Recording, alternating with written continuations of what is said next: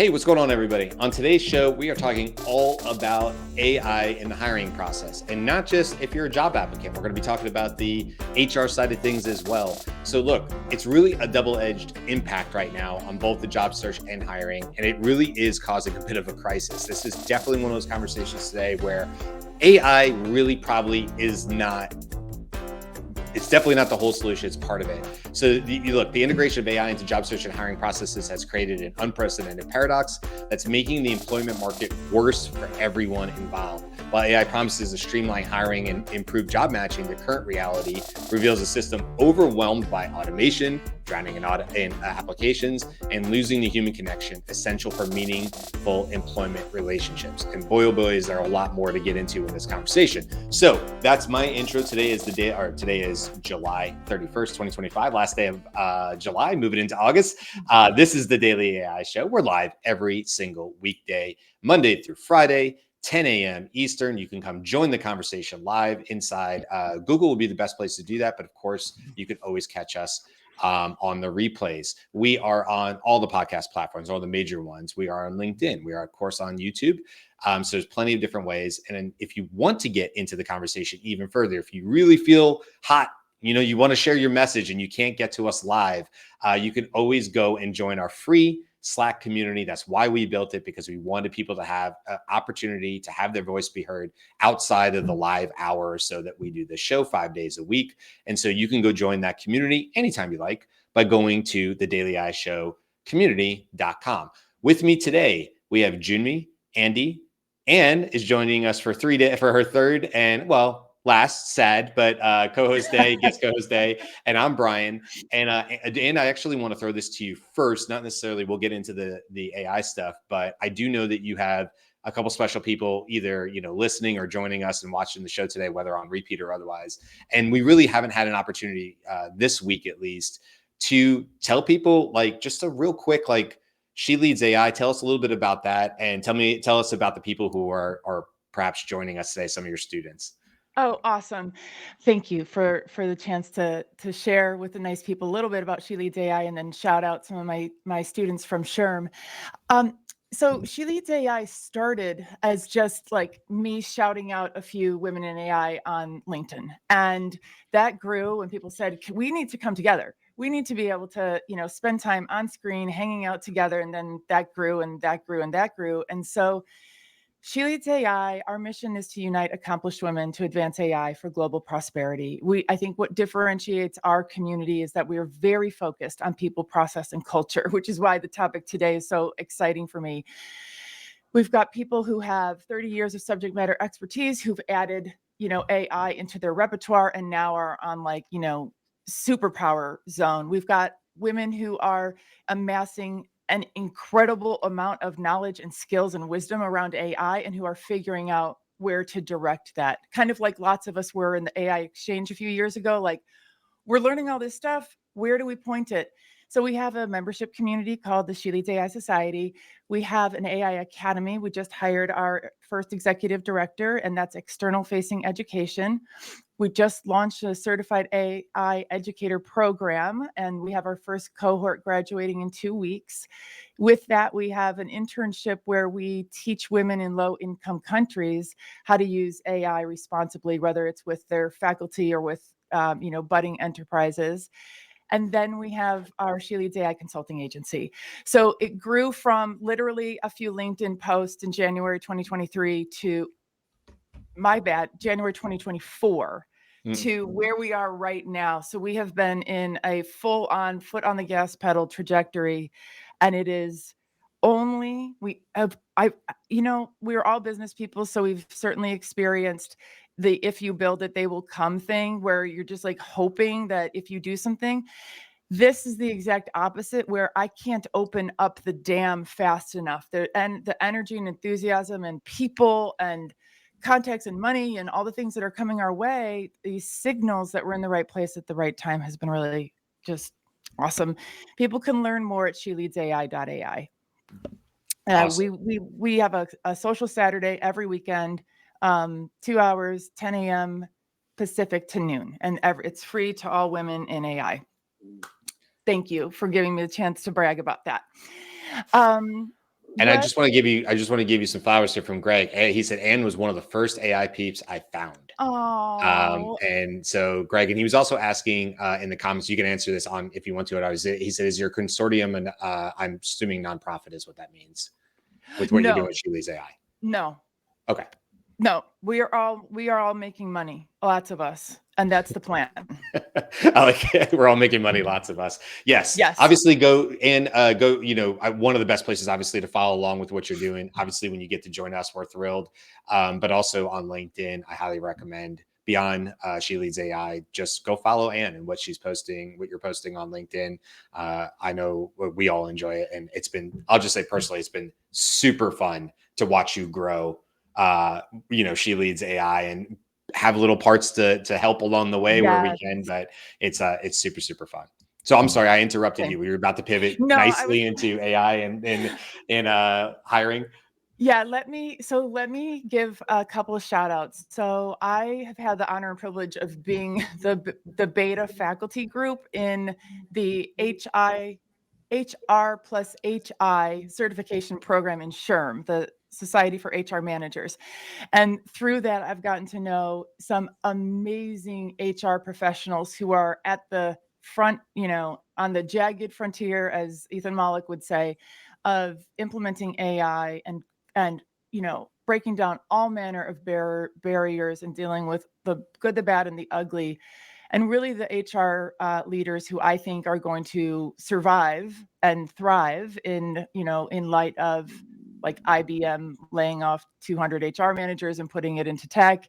Um, it's an exciting time to be in HR. And so some of my students are here in the comments today, or will be following up later and joining us for a social Saturday to do a whole rundown for, 40 or 50 or 60 women on some of the issues to elaborate on this conversation today in AI and hiring. So I have some brilliant people that I'm surrounded by, and it's exciting. I'm glad they're here. What would you say? I mean, obviously this is a large question, but in your conversations with the HR side, because we certainly want to talk about both. Yeah. And there's a lot to talk, and Jimmy, get Andy and Jimmy in this as well.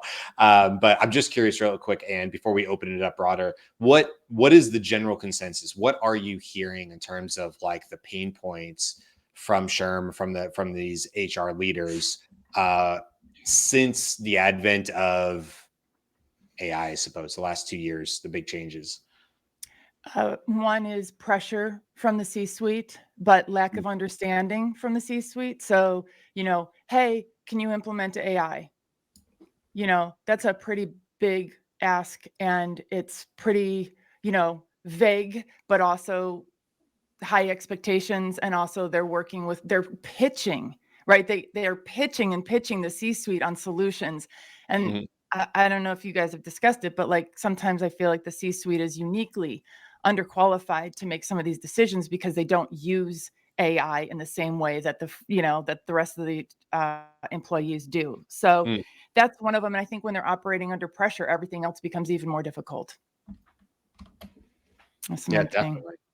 definitely. Well, we can, I don't know, Jimmy, Andy, we could, there's a lot to discuss on both sides of this. I think if just to set the table here, what we're really talking about is today, currently, July 31st, 2025, it is possible for me, if I'm reaching out, there's multiple tools at this point, AI tools, where it makes it possible for me to apply in the next hour to 100 different jobs. And that might even be undercutting it quite a bit if I really want to turn on the faucet.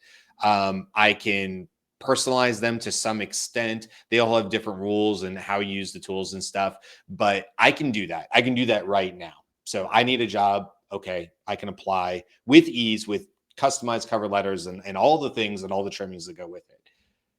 What that means is, and there's stats to back this up on the HR side, is now you have not hundreds, but perhaps thousands of job applications coming in, of which maybe 75% or more are unqualified. But and then we get into the larger issue of people are creating bad actors are creating fake profiles. And so now HR is not only being tasked with like, is this a good application? Is this from a real person? And so now they have to deal with that. And so you can imagine HR, as you were saying, Ann, now has to utilize AI because how else would you humanly manually work through that process. So we have on one side, AI is causing the dam, and on the other side, HR is feeling helpless in a lot of ways and feeling like, well, how else would I solve this unless I had an agent? I built an agent that can help me go through these applications and sort of figure out the diamonds in the rough or whatever. So it is causing massive issues on both sides. So I just wanted to throw that out as like sort of a starting point here. But Jimmy, Andy, I would love to hear you guys' thoughts on this. Yeah, I'd like to address the timeline a little bit. First of all, just for clarity, the advent of understandable, easy AI execution started with ATS. So ATS, it's more algorithmic, programmatic form of AI, not generative AI, so machine learning. And the ATS system, it was an automated system to look through all of the submissions. So in the olden days of 10 years ago, people or companies would post a job. People would find that posting, see if they aligned, sent in their resume and cover letter if the company wanted. Then HR personnel or whoever was in charge of the process. I've done this process myself. I'm not HR, but hiring for whatever our company's needs were, would then accumulate those submissions and review them, and then decide whether to continue on or not. That's essentially what the process was, right? And if you go further back, it was a point where we had enough prosperity and openness of job positions and things like that. You could literally go down to the office of whoever you were thinking of working for and go, "Hey, here's my resume. What do you have open?" That kind of thing. So the idea of there's this exchange between both sides of the coin, like you said, then comes in ATS, which filters out all of the submissions because the internet was created and people can now submit electronically, which, like you said, people can now submit from all over the place, all over the world, all over their state, all over their city, and apply for this job that's now publicly available. So ATS comes in and automatically looks for keywords, formatting, highlights, that kind of stuff before it even gets to a person's eyeballs, right? And now with AI or generative AI, people have figured out a way to combat the problems that ATS instituted, right? Because a lot of things would just be flagged incorrectly. And so you'd have a lot of potential candidates get knocked off because of either early on in some formatting issues, didn't have enough of the keywords in their resume, things like that, right? And then, of course, there's this whole buildup of resume designers and builders and guides and all that kind of stuff. Then along comes generative AI, and now people can go, "Oh, okay, now I can use volume and AI analysis to get my resume, because I'm qualified, in front of people." Now times this by how many users does OpenAI have? Right. 400 million, right? Yeah. And if even a small percentage of that are using that process or using generative AI to go through the process, it becomes a tidal wave, a tsunami of applicants.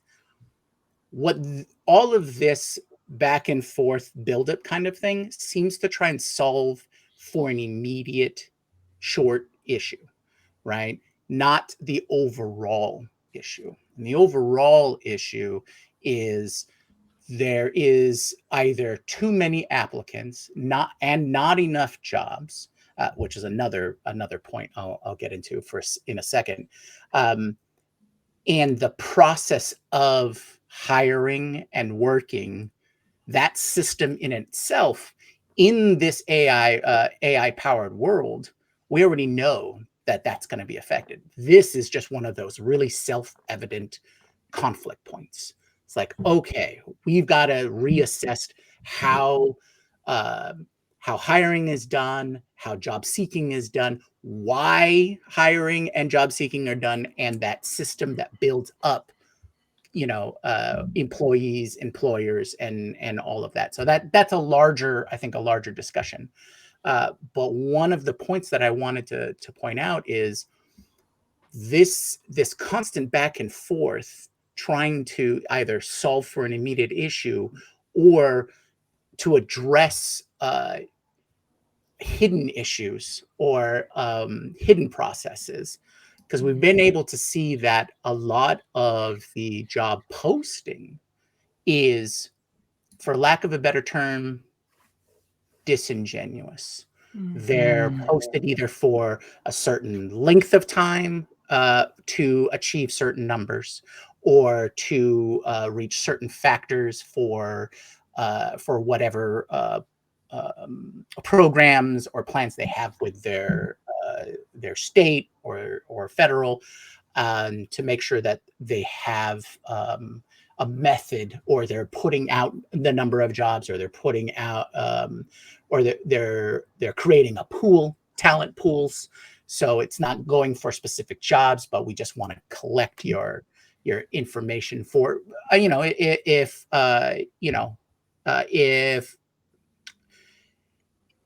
the intent of those talent pools are then to have people that they can quickly draw from, great. Otherwise, it's just another form of data collection. And looking through the world in the lens of data does make certain things kind of bleak, but also shines light on things that you would never have thought of, the average person never thought of before. So I think there's a lot of factors here that we can discuss. And I know I've laid out a whole bunch of different wild paths we can go down on for discussion, but I think my main takeaway is it needs a bottom up kind of a root. You got to solve the root, whatever rots down there, create a solid foundation so that it can flourish. And I think that's kind of the roadblocks or mirror that's being shown against us right now, as people are seeing, okay, this system doesn't work for me. We need a different approach. Andy, I know you have, and I'm sure you have other comments on this too, but like, if you could just sort of inform our audience, since we happen to know, this is a great reminder to like and subscribe if you like what we're doing, because we do know quite a few people are not subscribers, like up to 70% of people who find us on the show. So maybe you just thought this conversation sounded interesting, but maybe you don't know us, and that's okay. So Andy, I would love it if you could, before you get into like your analysis, I would love it if you could just kind of give people, our audience, just an overview, because you have a really, not unique, but I don't want to say unique, but like you have a really well-rounded, I feel like, experience in what you've shared with us and your roles in C-suite and different areas. And I know that shapes a lot of like probably how you see this. So can you just kind of give us an overview of that first, just so our audience has an idea of, like give us the 30-second of your entire career, Andy. In 20 words or less. Yes, please, okay. Please, if you would. Yeah. Well, I long ago, I was a skier. I went to the Harvard Business School, and then I did, 40 years of senior executive roles. Within 3 years, I was president of a division. I then became a group president. I went on to be involved in the early stages of the internet as the first VP GM of e-commerce at a portal company called Excite, which most people now don't even remember, but it was alongside Yahoo and in the days before Google came along and basically took over search. Excite was one of the most advanced search technologies that was out there. And then many startups, C-level, most recent C-level experience with a major beverage company that's involved in the CrossFit market called FitAid. And anyway, so I've had plenty of experience with hiring and with I haven't really had that many jobs that I've applied to. I was typically recruited. So I don't have a lot of experience on that side. So that if I am going to focus my comments here on the validation that's represented by the major employment-related social network out there, and that is LinkedIn. Okay, so if you use LinkedIn as a company, you are not just receiving a resume, you're also receiving something that has been developed over time by the candidate who is on LinkedIn that represents what their sort of array of connections and experiences are. And that provides some validation for who it is that you're actually, talking to.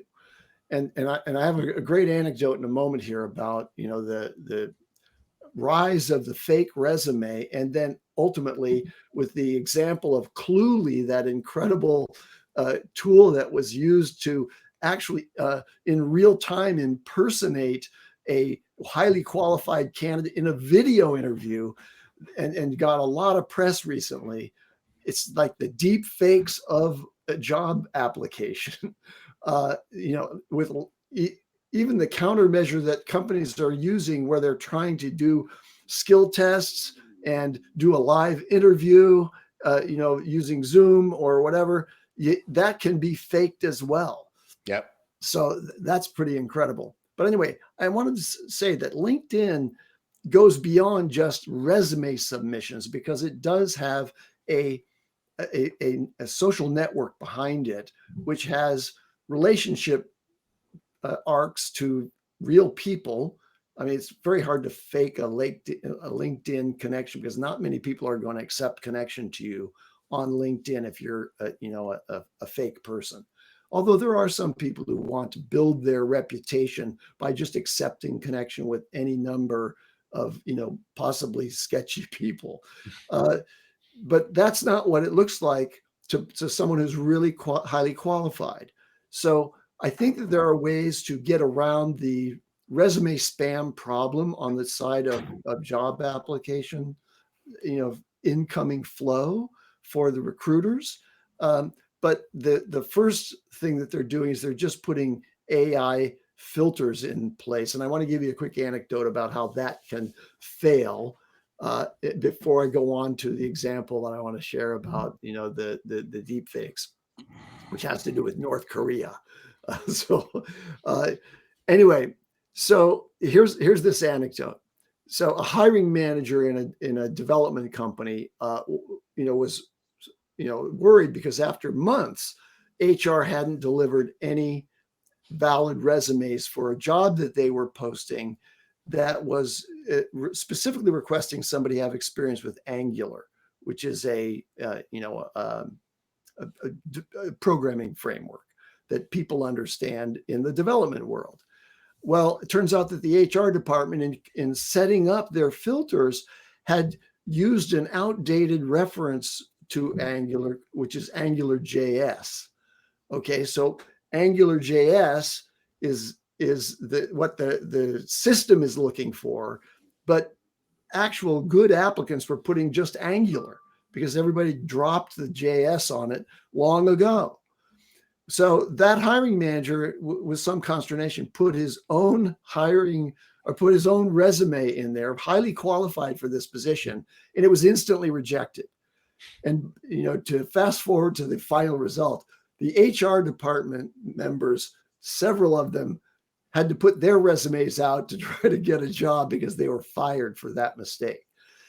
There are humans involved in the resume filtering process, and they're trying to oversee these automated systems, but that's not enough if the humans are going to make mistakes like that really cripple the filtering process. But there has to be something done, because as we've pointed out on this show, now the rise of the fake resume has created thousands of job applications, many of which look exactly the same because they're identical, they're stuffed with the same keywords, and that just makes it very, very hard to discriminate between real people and the other people.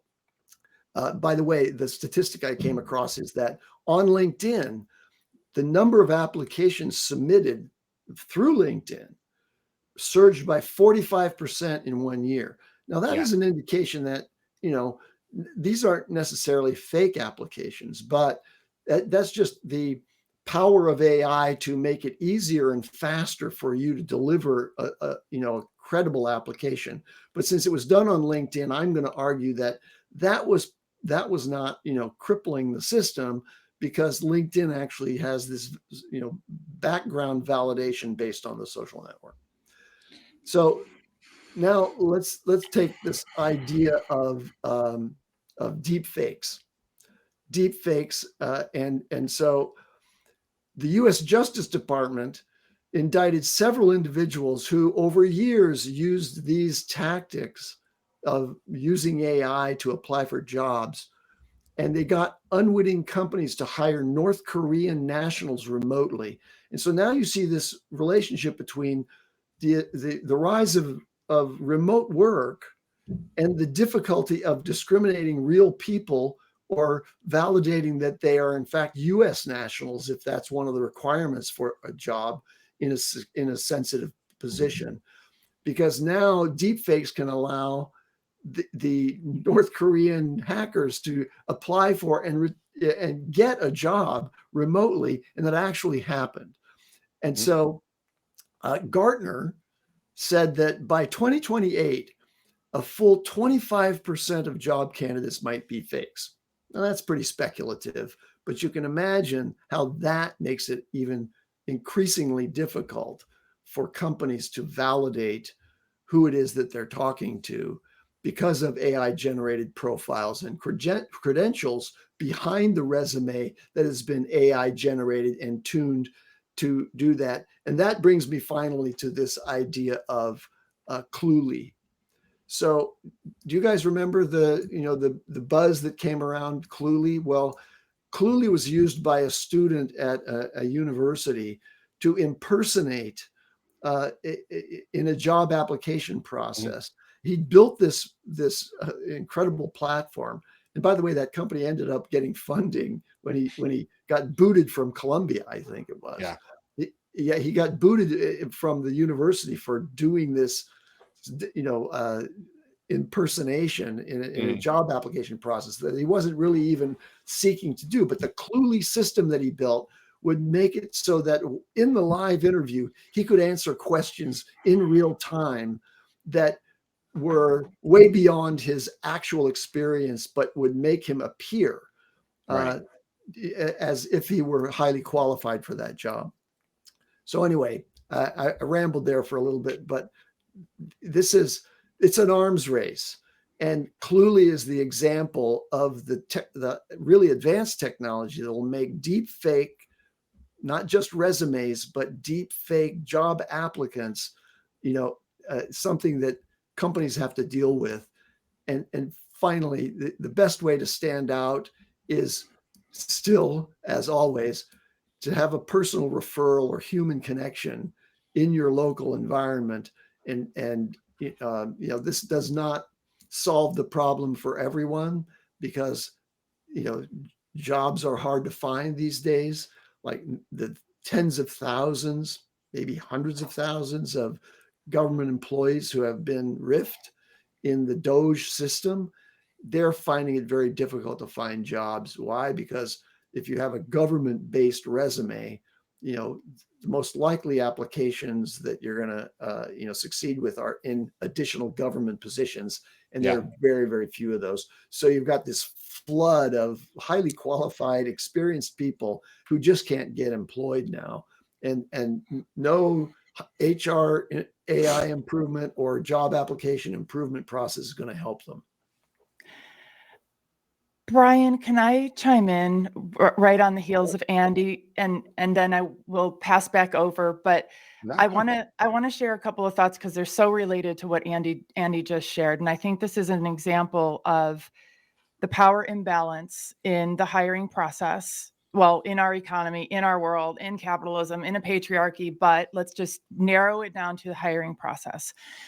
And I want to say that I tip my cap to the candidates who are using AI and are showing up with deep fakes, because what they're doing is trying to take back the power imbalance. Getting hired is virtually impossible. Why wouldn't they go to the nth degree if they really need employment, which a lot of people do? Why wouldn't they explore every single avenue? And this is just a low lift, right? This is just sitting at their computer. This is taking advantage of ubiquitous technology.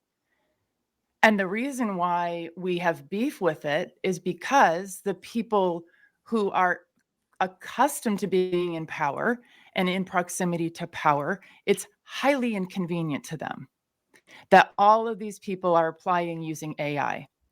And that's not enough of a reason for us to change a system. That's not the reason to change the system. In my opinion, the reason to change the system is because we have highly qualified people who aren't able to let their skills be known no matter what, even if there weren't a sea of candidates.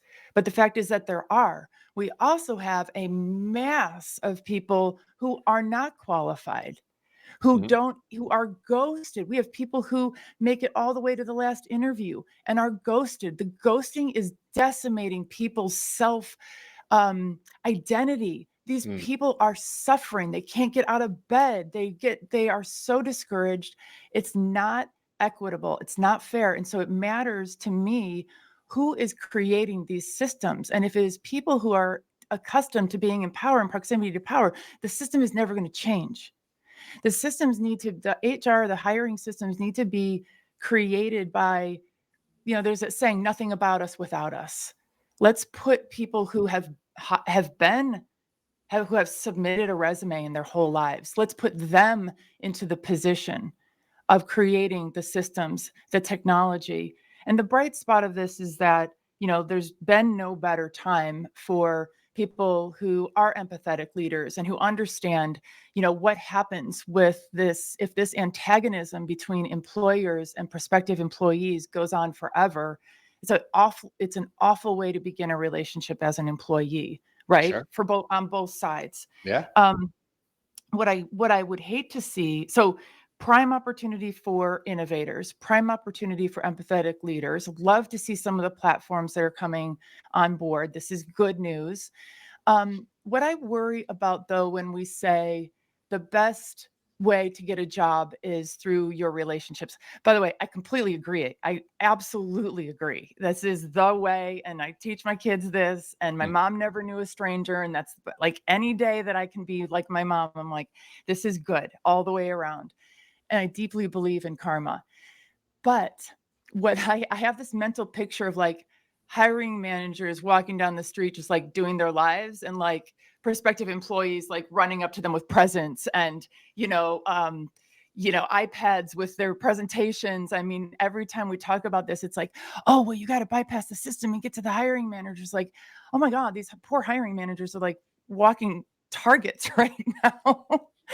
So what I'm excited about is the innovation that this will force. It's that saying of, you don't want to throw the baby out with the bathwater, but with the hiring conundrum, it's really, what does it look like when you take a wrecking ball to the bathroom? And that's what I'm excited about.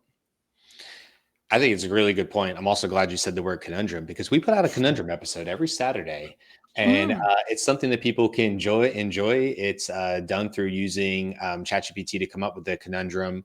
And then we use Perplexity's deep research to debate both sides of that. And then actually what happens on Saturday is that is an actual conversation podcast that you're using Google Notebook LM. So it's not live. It's intentionally not live, other than you just hear me do the intro to it. So thank you for using the word conundrum, Anne, even though you didn't do it on purpose. But no, getting back to your point.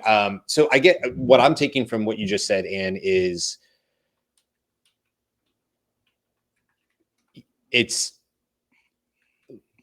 what I'm taking from it, if I hear you right, it's yes, this is causing discomfort and pain, but perhaps we need to go through this to find the innovations to make it equitable.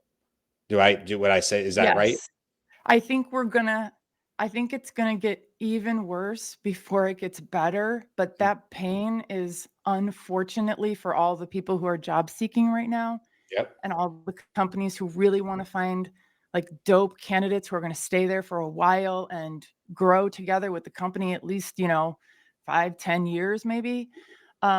It's just like the job market is going to be, the hiring process is just going to be going right along with it on a roller coaster, but worse before it gets better, I think. I might have shared this on the show before, but for anybody who hasn't heard this, a few years ago. I was working for a different company before Scaled, and CEO called me up one day and fired me. In the state of Florida, there's no law saying that he has to give me a reason for it. I kind of knew the minute it was him plus HR on, and that was that. It's a very small company, and even my former at that point coworkers reached out to me privately and said, "We have no idea what happened." I said, "Well, that makes several of us then, because I have no idea what happened, right?" And look, things happen or whatever. I will tell you what I did that day that changed the course of my current life. At the time, this was COVID era. Clubhouse was a huge app, an audio only app, and lots of people are on Clubhouse. And I already been on Clubhouse. I was in areas because I primarily did when I started at Scaled for the first 2 years, I did all LinkedIn strategies. So I have a lot of experience in that area. Taught it to dozens upon dozens of sales teams about LinkedIn strategy, how to use LinkedIn correctly. Anyway, I say that to say that I was in a Clubhouse room about LinkedIn strategy. And I get on there, and if you remember on Clubhouse, you could get invited to the stage, right? And so I raised my virtual hand, and I knew the people who were doing it. And I got on there and I said, "I just got fired like 20 minutes ago." It just so happened to be right before Clubhouse. I said, "I just got fired 20 minutes ago." Number one, first thing that happened and that I would put out to anybody who is suffering right now is you're not alone. You've got people around you who don't even know you, who love you. One of the first things that was said to me by this guy, Liam, is he said, "Brian, don't take this on as it's your fault. Things happen that are outside of your control. And I don't want you to sit here 10 minutes into this while your head is clearly spinning and you're sharing this publicly. That feels shameful, right? There's no shame in this. It happens or whatever." Me and Liam do not we're not friends. We just knew each other from Clubhouse, but he was kind enough to say that immediately. And then what immediately happened is people started saying, "Well, like, you've been in here, Brian, you've been sharing what you know about LinkedIn strategy." Cut to, I was hired by somebody named Mackenzie at Scaled, my current company, and I never gave a resume. They never asked for a resume. In fact, at some point in the hiring process, I said, "Don't you guys want a resume?" And this guy, Matt, who I still work with, who is part of the hiring, said, "Why would we want a resume? We can see everything we want to know about you and what you're about on LinkedIn. It tells us everything we want to know. What would a resume add to that we couldn't get already from it?" In fact, it's more valuable. So I say that story to say this. Number one, if you're going through the hiring process and you're feeling down and out, I'll say what Liam said to me. "Hey, there's no shame in it. Be public about it. Share your story with people." I did. It was painful to do. I'm not going to say it was comfortable. I felt awful about saying I had just been fired because I didn't know why. And so it felt very much like a big F up on my part, and I didn't know what role I had to play with that or whatever. It was really, really tough, but I knew that I needed to get that out and I needed help immediately. I needed a community because there was no way, and this is pre-AI, there was no way I was going to be able to do this on my own. And so luckily I had already had a long-standing and still do on LinkedIn. And when people go, "I don't really know about LinkedIn," or "I don't really know why it's valuable," whatever, this is what I'll tell you. Even now more so than ever.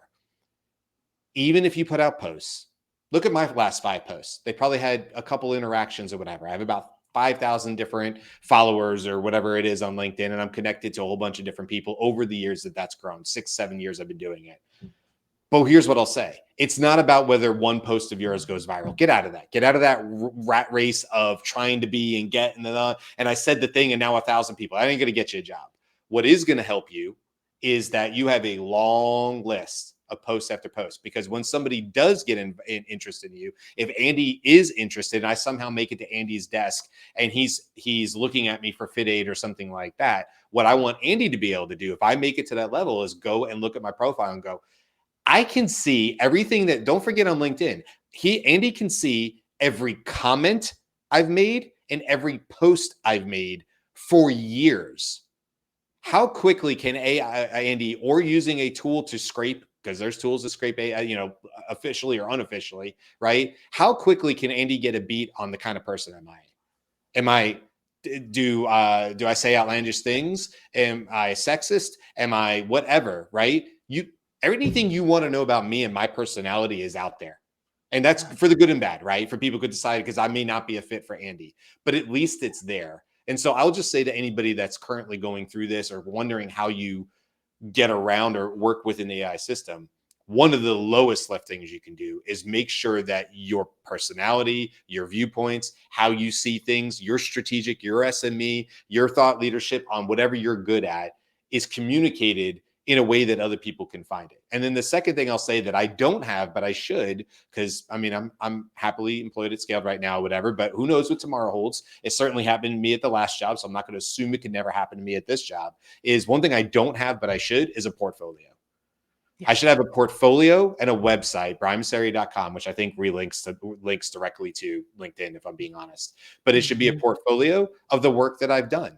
Because again, going back to Andy or Ann, if you're looking at me or whatever, I should be able to easily communicate to you and say, these are the things I've done. In the last 2-3 years with AI, I've built these 19 things for clients. And they saw this kind of success with this kind of ROI. So, Ann, you can immediately go, oh, Brian solves the types of problems that we work with our clients to solve. Yeah.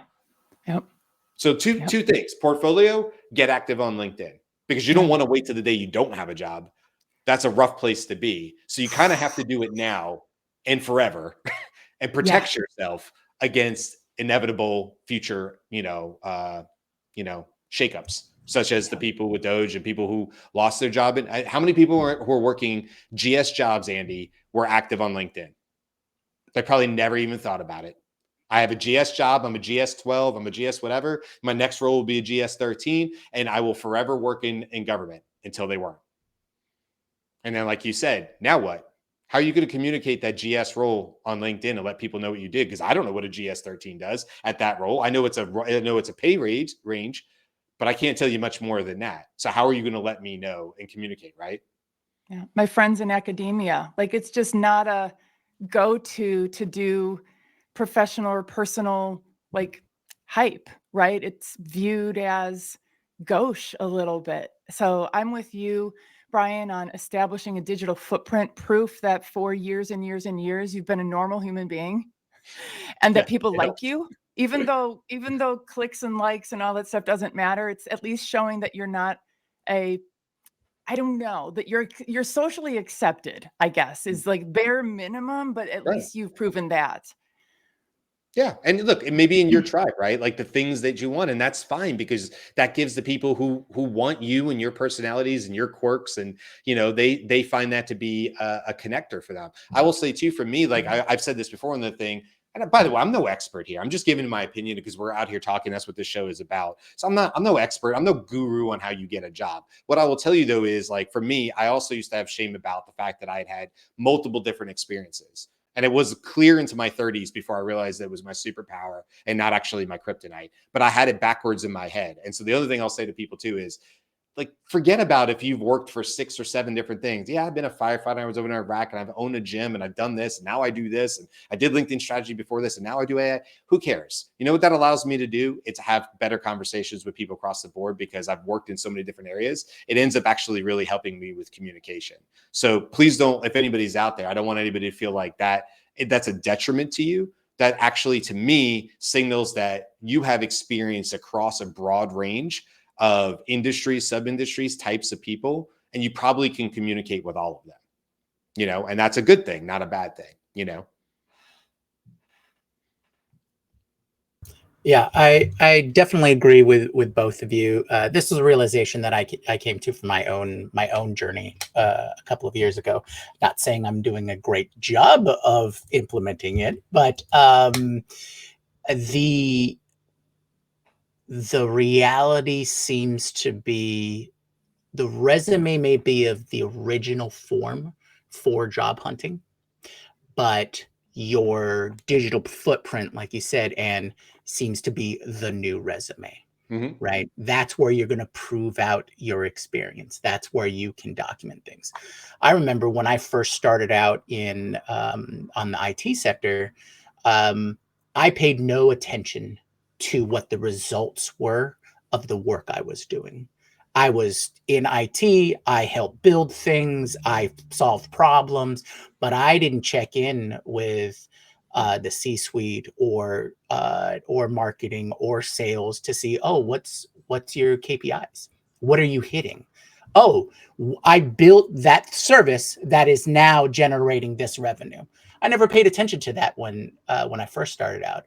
But that's the kind of stuff that people want to see. You know, businesses want to know what is that impact. So if you're in that job hunting mode, you're proving out. And I think, Brian, you said that. It's like, I built this thing and it got this kind of return. So without I don't want to use some of the content creator terminology here, but you got to build your brand, right? you got to build your presence. And I think that's a reality now. Everyone in chat, and you all are talking about those networking connections, direct connects. Absolutely, that's always worked. Andy, you talked about you were recruited over having to do a lot of the job hunting itself. Now, I think that speaks to maybe a possible path or solution we could see for these possible changes. Let's have more active recruitment, because what that does is it helps from the company side locate individuals who are potential candidates. So if you're looking for more senior positions, that's a great method. I think on the other side, maybe we should look back and take a page out of the trades, because if what we're noticing now is that the employment cycle is about 2 to 3 years for a company. There's no this 10, 20 years, get your gold watch. That's extremely rare. But if it's a 3-year cycle, and these very large organizations, every 3 years or every 2 years, they have, we're laying off 6,000 people, or we're laying off 3,000 people, but then they hire a bunch more, and then a couple more years they lay off. And that's part of that corporate cycle. Well, if that's going on, then just like a farmer, you got to reseed the fields. So why don't you take a page from the trades and have a process of bringing in people that specifically trains them on what you need them to do, give them that skill set, and process them into your growth cycle, or your, getting them into mid and then senior positions. And then if you have to do the whole corporate hire fire cycle, then at least they're coming out of it with a skill set. And this also answers for things like with advent of AI and with new entry level, right? Because we're hearing that entry level type of positions may just completely go away, or a large portion of it. So create the path.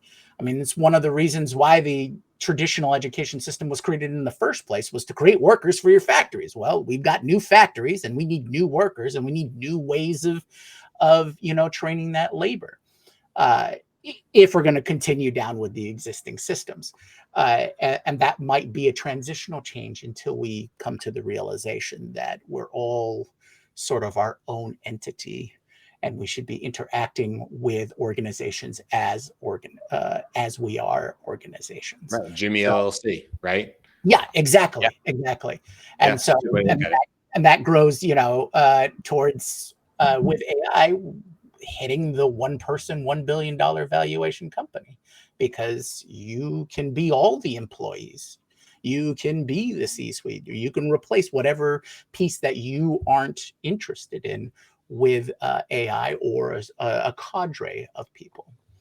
And I can go on and talk about all kinds of weird stuff from there, but I think there is clear ideas that will help both in the short term, which is what a lot of people are concerned with, and stuff that we can build for long-term adaptation. Well, look, as we sort of, I was going to throw to you, Andy, actually. So bring us home on this, Andy. Well, I just want to make one quick point about AI and hiring. And that is, while your resume, if generated with the assistance of ChatGPT, might trip an AI detector being used by the company that gives some shade to your resume, adding to your portfolio some things you've done using AI, I think it's not too late. It's not too early to start to do that. Build a dossier of things that you've done using AI, and that's going to make you stand out. because that's not a typical like keyword. Like, don't just use the word AI. Mhm. Actually have demonstration somewhere in your resume of a succession of things. Like, at the end of a resume, you typically say, okay, I know Excel, I can use Word. There was a list of the tools that you are proficient with. Well, now I think at the tail end of your resume, there ought to be, here's my GitHub account. Yeah. Here's an application I built. Here's, those kinds of things are for the future. And so if you're in the market and you're thinking about new jobs, you'll see lots of stuff on social media that'll say, hey, start building and creating your own income streams with your side gigs based on AI generated tools. That's not likely to happen. You can do that, but it's the rare person who actually generates a meaningful life sustaining income from that kind of side gig. There's plenty of opportunities out there for application of AI in small to medium business and also elsewhere from the inside. And that's what's missing. Like, there are consultants like us who will come in and tell a company how to do it, but you'll get hired in that company if you can also support and extend the obvious implementation of AI in individual workstation productivity and also in workflow automations for enterprise. Those things you ought to educate yourself about and make them very clear on your resume. Hey, look, do exactly what you just said, Andy. Go into Claude, tell it that you want to create a fun visual artifact application that you can share that shows your timeline, an animated timeline of how you came online and built what you built. For me, it would be early on. My very first thing that we sold through Scaled was a prompt library. Could I sell that today? No. But that was the very first thing I built. And I would want to demonstrate that I was in early, that I was teaching classes at, Rachel Woods' thing. The name just went out of my head. Figures, right? But anyway, I would want to do that, but be creative about it, right, Andy? Like, there's nothing stopping you from going into Claude and being like, hey, this is what I want to build. Go build it for me. And then probably within an hour or two, with no coding experience, just with common language back and forth, you could actually create something that you could put on a page, share, and now you have this interactive portfolio, which also demonstrates your understanding about AI and how to build these types of solutions. It could be a way to stand out and also promote. I want to Yeah, go ahead. I want to add just one little piece and kind of shout out one of your ride or dies. So in addition to outlining how you've built stuff, talk about the case studies of how you've done change management.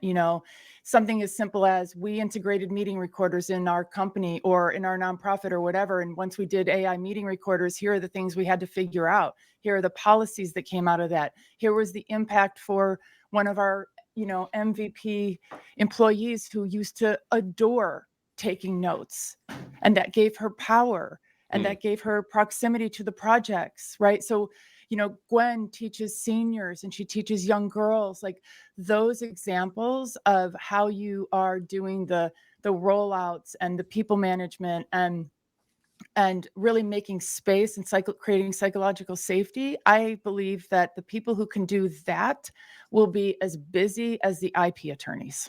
That's where the white space is how are we going to take care of the people and the process and the culture during all of this? So don't leave that out, because that's what's going to be incredibly sought after. If some of these skills, to your point, you're not going to be like, oh, I sold the prompt. Like, you're going to say you sold the prompt library, but the AI screener isn't going to be impressed by that, right? But keep your portfolio current with all the projects that you've worked on and the impact that you've made on the organizational behavior, et cetera. Also good to add. Yeah, and I'll just end where we started, right? Community, find your tribe. She leads AI. The Daily AI Show community. Gwen, give this a credit to Gwen, who you were just speaking of. A community like She Leads AI and Slack and DOS is also helpful. Absolutely. Should you go in there and immediately ask for help? No. But that's why I say you shouldn't wait till the day you don't have the job, if possible. I mean, if you're there, you're there. What you should do is go into She Leads AI, go into the DAS Slack community and give willingly help as much as you can. and I will say this from experience as well as watching this many, many times, that person, when they turn around and raise their hand and say, hey, I could use a bit of help, watch as the community runs to help them, because they've been the one they're helping all along. So it isn't a, hey, hey, do for me. I joined yesterday and I need help getting a job today. I mean, if you're there, do what you can. But these communities, wherever you are, whatever your tribe is, whether it's She Leads AI or our community or many, many others, go in there, start being active, help, let people see who you are and how you're there to help and support other people. And should you run into a position where you need somebody to help you get a position or get a job or make a contact or just do an intro for you, I always find that it's much easier in those cases because you've already proven that you're willing to help first. And that goes a really, really long way. So we'll wrap it up there. Thank you guys, all three of y'all, for such a great conversation, and everybody in the comments. I mean, the comments have been fantastic today, as always. Thank you to Gwen and Greg. And I know I saw Jude in there, and Gareth, who was sharing information about his wife, who is in this on the HR side, on the like the agency side as a VP, and everybody else in here. I'm sure I'm missing some other comments as well. But thank you guys. Yeah. Who else? Who'd you get? Oh, Delma, she's just a fantastic person to follow on LinkedIn, and pointed out that it's helping people in AI showcase their new skills is a gig unto itself. Yes, absolutely. So look, tomorrow we are going to be back with our Friday show, and that's where we're going to be talking about agents. But here's what we really mean. Look, there's cool things you can build. We talked about Google Opal on the news show yesterday, but Andy showed us an amazing demo on Monday using Manus, right? Or GenSpark? Which one? Manus? GenSpark. Sorry, caught Andy off guard. He's like, oh, GenSpark, but also Manus, and then agent mode, obviously. Like, so, you know, we'll either have seen things by this point that we think are actually good use cases, not the kind of BS ones out there, or we built stuff ourselves. And so we'll be sharing those and just kind of passing along the goodness. That's what we do on this show, is have a conversation. Big thanks to Anne, who's been with us for the last 3 days. Thank you, Anne, for coming and hanging out with us. Thank you. I appreciate it. It was so fun. Yeah, we love having you, and I'm sure you'll be back again soon. With that, I think also Beth, might be back tomorrow. I'm not quite sure, but I know she's coming back soon. So hopefully we get to see Beth. Thanks, guys. Come back and hang out with us tomorrow. Remember, like and subscribe. That always helps us. We do have the Conundrum show that'll go out on Saturday. We have the newsletter that goes out on Sunday. And Jumi, do we have a sci-fi AI show this week? Not this week. Not this week. Okay, no sci-fi AI show, but go check out those past episodes on YouTube with Jumi. I know Andy's been on there, but Beth as well, leading that charge. That's a really fun show as well, part of the Daily AI Show umbrella community. So go check that out as we continue to grow. That's it, guys. We'll see you tomorrow. Have a good one. Aloha.